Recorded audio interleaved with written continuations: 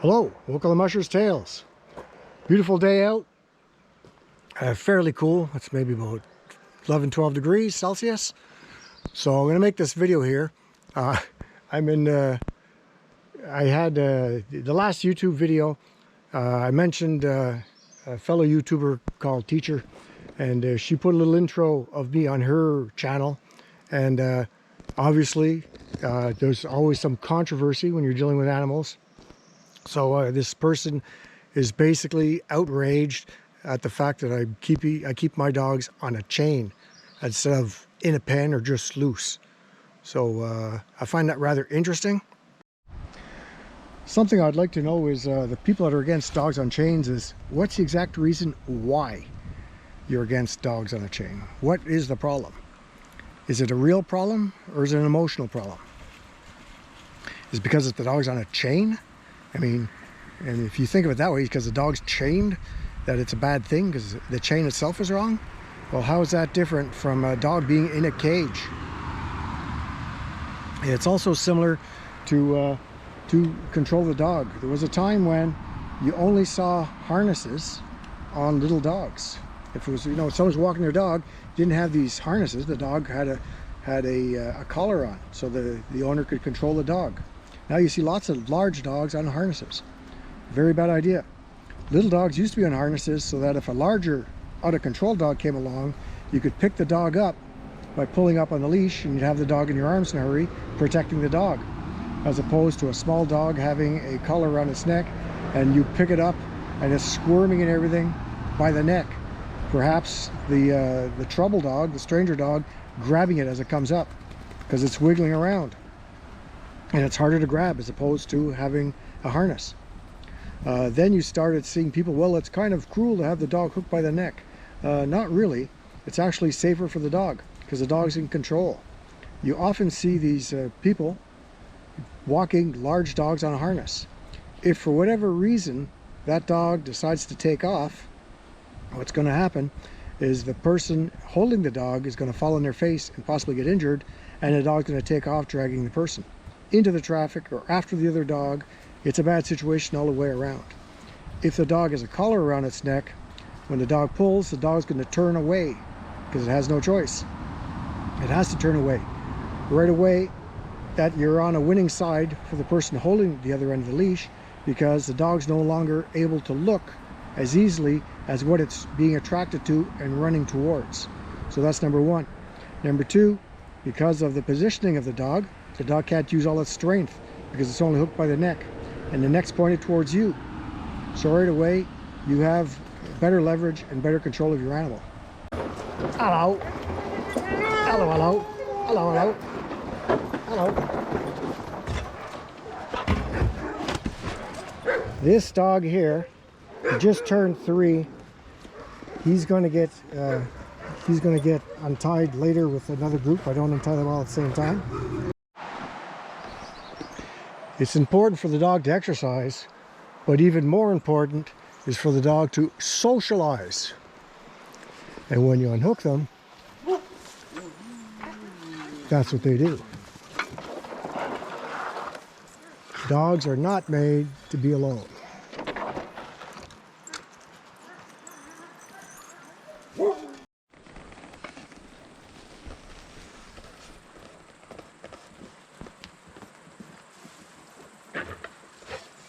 No one's going crazy. No one has to be burnt out. No one's running away. Everyone's good. Good pups. Yes, sir.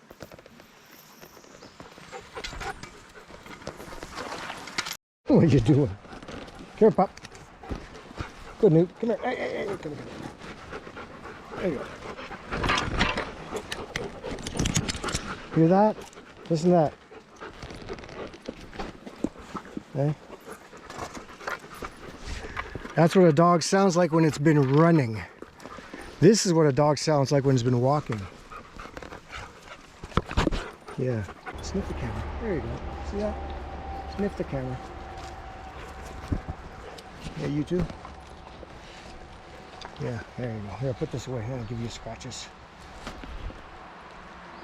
Don't like the camera. Hey, I'm acting weird. I'm acting weird with the camera. Hey, you don't like the camera, I'm acting weird. I'm pointing it in your face. Hey, up. Another thing, see how the dogs, they like to dig. They like to dig. And they like getting in the cool earth. Keeps the bugs off them and everything. There you go. There you go. Get those ears scratched. Get those ears scratched, eh? Hey.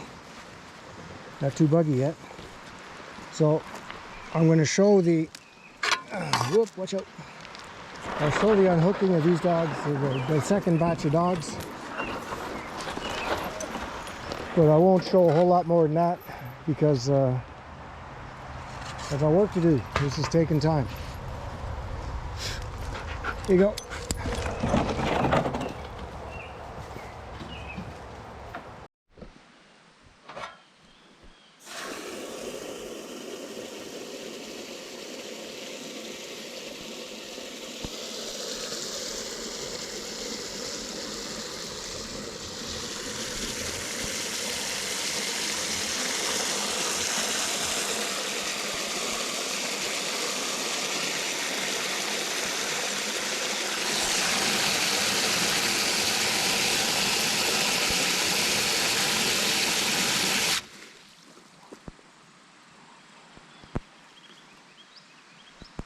So right here I got like 7 dogs around me.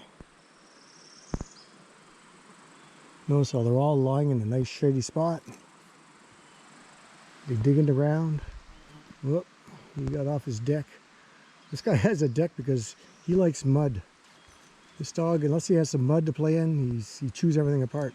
So he likes mud, but I mean, I don't really like mud. So yeah, we made you an old deck. Hey, didn't we? Hey, pretty good dog. That's another thing I don't like about kennels. It's that go through the door, open the door, then the dog will get out, and you just can't go by and give the dogs a head rub. When your dogs are in a kennel, you actually limit physical contact with them. You'll talk to them and everything, you'll stick your fingers through the grill, but it's not like going and rubbing their head or giving them a good scratch, or them jumping up on you. So, yeah. Yeah, you're not gonna help. No.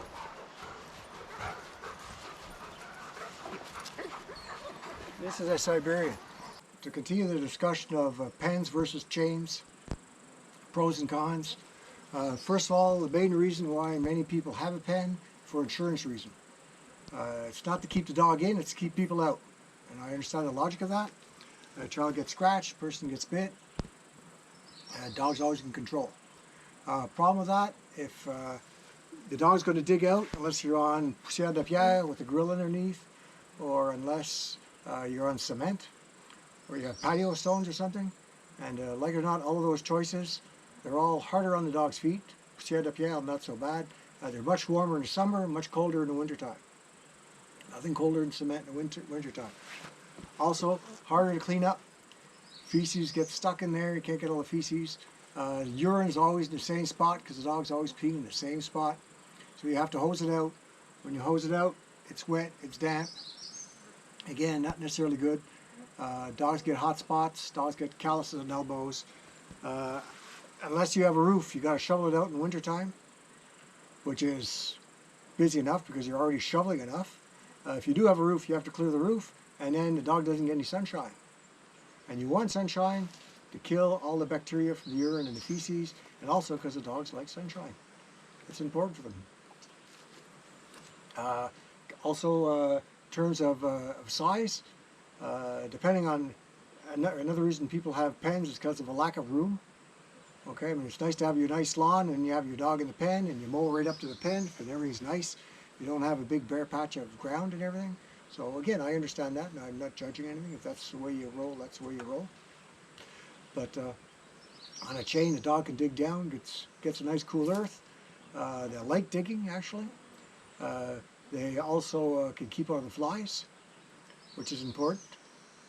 If the dog is, the place got the smell of urine or something, or you find the place is getting dirty, just move everything.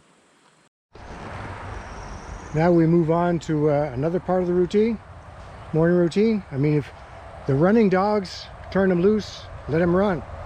Now the dogs that are made for swimming, they're going to swim. I mean, there's no point having a lab or a dog made for swimming, like a Chesapeake here, and you don't have them swim. It's kind of illogical. Quit! Get it!